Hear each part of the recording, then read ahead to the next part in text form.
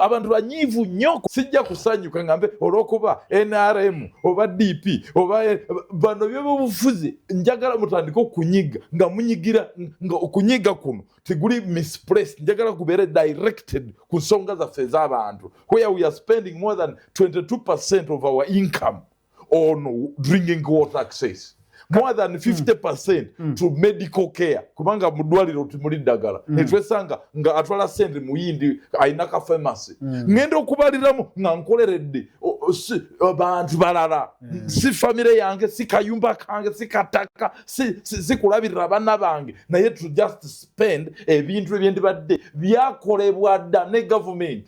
Kati bano bebalina ambassador nawe oli munyiivu.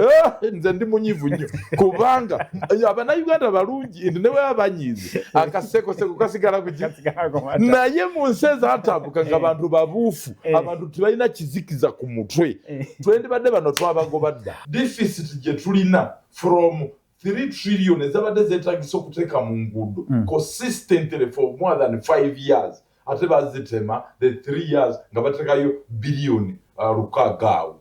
Can you imagine? Kati gapu eriwo twetaaga more than 3 point something. Download the Salt Media app from the Google Play Store and the Apple App Store.